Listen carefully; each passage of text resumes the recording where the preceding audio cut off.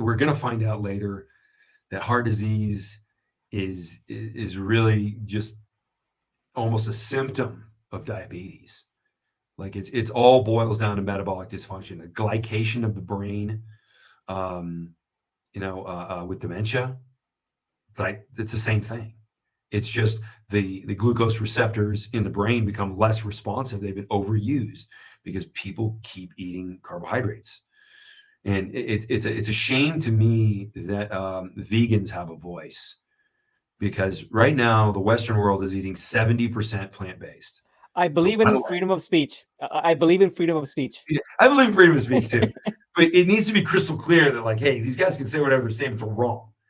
That's kind of what I mean. I mean, hey, they're trying to get people who, like, actually people who promote low carbohydrate nutrition get kicked off of social media for saying things like what I'm saying right now. Like, there's people who have been thrown out of social media for saying things that offended vegans. But it's like, what vegans are recommending is something that causes diabetes, cancer. I think between carbohydrates and oxalates, there's a big future prediction. I think in about 15 years, we're going to know exactly where cancer comes from. It's Right. vegetables. Somebody would say that humans are very flexible. They can be a vegan, they can be a vegetarian, they can be a pescatarian, they can be a carnivore, they can do keto. Why would you suggest that one size sort of fits all? Because in the long term, we're not really that flexible. In the short term, we are. We can get away with surviving from eating plants or whatever. But ultimately, if you ate a diet of only plants, within 7 years, you'll probably be dead.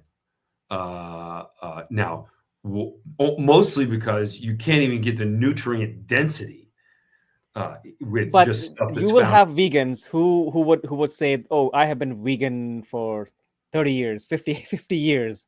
Sure, Uh, they're eating processed foods that are fortified with different chemicals, and very frequently still have like there is protein in plants, though it's about 9% usable by the body. So you have to eat a whole lot more protein as a vegan. But if vegans go way out of their way to supplement with essential amino acids, if they take B12 vitamin injection, B12, right? Yeah. yeah, B12 injection is really important because you're not getting it through their food. Um, Sometimes iron supplementation, but really the essential amino acids, B12, and that's of course what we know about. What do we not know about? Like, it's arrogant to assume we know absolutely everything that the human body needs, but I'm pretty sure that we're getting it all through vegetables in concentration, which is called meat.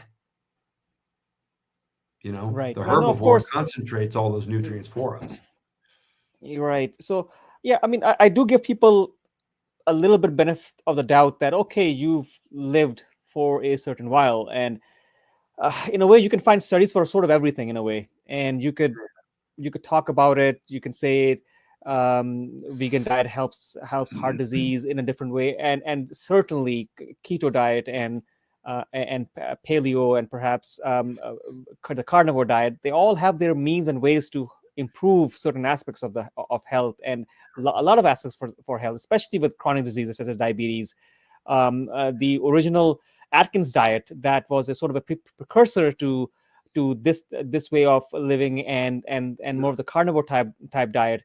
All of these have benefits.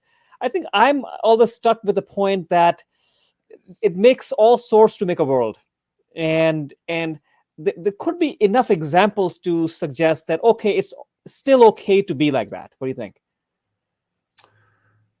Um, hey, it's a lot of it's preference also. Right, Like the ultimate diet is the one that people are willing to eat. right, Because if they're not willing to, like, what I do is, a lot of people just won't do it, and that's okay. Like, I'm also trying to be the absolute most optimal athletic person.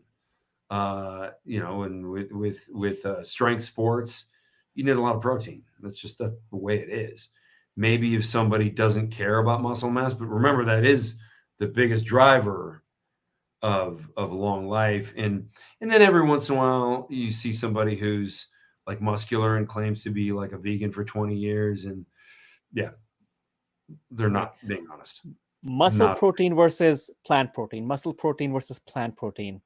What's the difference? so 38% of what you eat with steak is usable by the body, and this is seen in net nitrogen usage tests. So how much of the protein that you're eating converts to nitrogen and goes out in waste. Now, the reason that that happens has mostly to do with matching of the different amino acids to make a complete protein. Um, so like 38% when it comes to steak or chicken or turkey or fish, they're all 38%. Eggs are, I believe, 48%. Um, but most vegetables are less than 9%. So very inefficient. I think I did a calculation once.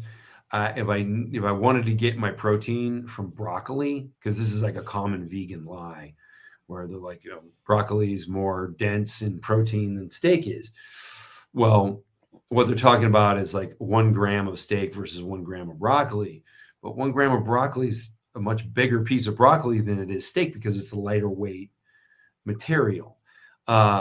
You'd have to eat, I would have to get to my protein requirement, 1 gram per pound of body weight per day. I think I'd need to eat 15 pounds of broccoli per day. Now, obviously, nobody can eat 15 pounds of a fibrous vegetable. How Like about it would, lentils, chickpeas, perhaps, and the things that that suggest that okay, vegans may have some smell coming out from the bottom, but those are reasonable sources. And I've had vegan friends who suggest it does require a lot more for them to gain muscle mass compared to somebody a else probably. lot, right? So I mean, if they're dedicated, if they're really trying to understand everything and taking a whole bunch of supplements, uh, yeah, I mean, I wouldn't say they thrive. I can say they can limp along, but ultimately, are they going to be strong? Not even close. Even just to keep from looking weak and frail, they have a tough time. So, and then of course, bone frailty is a bigger issue because you're flooding the body with oxalates, with chronic cellular inflammatories. Like I said, that's the greatest cause of all cancers. And then on top of that, the lack of the nutrition from animal protein. Yeah, I mean they can live, but not well. Also, keep in mind, I think it's 60% of them eat meat when they're drinking alcohol. Hmm. I think that's a huge statistic. That tells you something. Their instincts are driving them instead of Natural in, instincts, natural human instincts, because yeah, their we natural grew up instinct hunting. is, We grew up oh, hunting. we maybe I'll we just have a bite of this cheeseburger, and they're like, oh my god, like there's something in me that just says this is good for me, right? It is. That's Right. why. And I also, there's, these are anecdotal examples, but I think science starts with anecdotes. So I also, when you look at how upset children get when they have to eat vegetables, they're never upset when they have to eat a steak, just vegetables. Why? Well, because it's poison. That's why. It has oxalates in it. A deer is 30,000 times more resistant to oxalate poisoning than we are. So, Right. like, the kid tastes it and they're like, I don't want this. This isn't good. And you keep forcing it on the kid and tell them it's good for him and then just shrug their shoulders and like, all right, well, I guess I have to. It's good for me. But why is it that the instinct of the child is to say, I don't want this?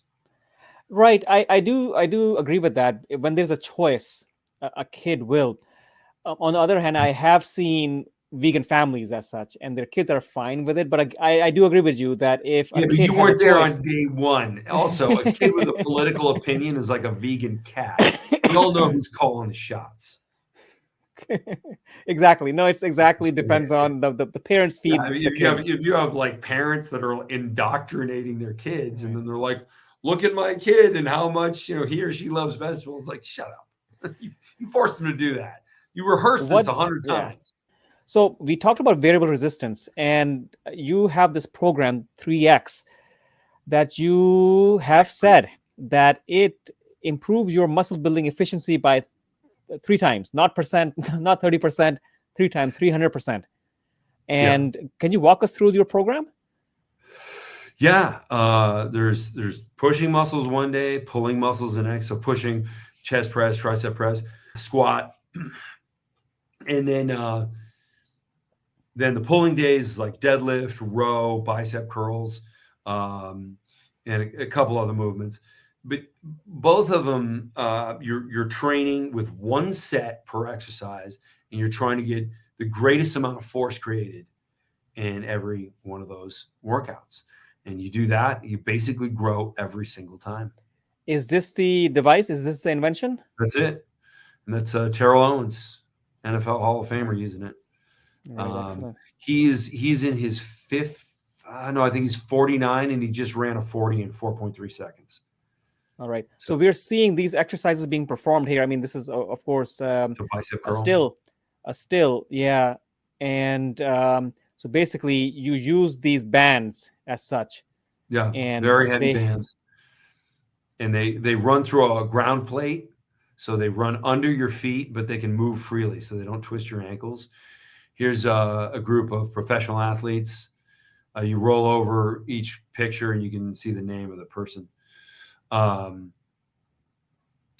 these are all professional athletes who have given me a free endorsement. So I don't think it's worth anything if you pay for somebody to endorse you, because it doesn't mean your thing works. It means they got paid.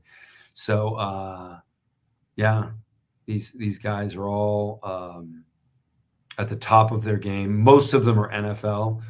I do a lot with the Miami Heat. The Miami Heat primarily uses X3, but I just don't have, it's a whole team that I work with. So I didn't want to put a whole bunch of pictures of like guys on all one team. All right. So you can see in this graphic right here where I'm pushing 550 pounds. 550 pounds? That's a lot. Huh. It is a lot. Is that possible with this? Okay, interesting. Wow, interesting. It's a pretty strong band. It's a pretty strong band. It is a very strong band. Yeah, that's the elite band. That's not for beginners.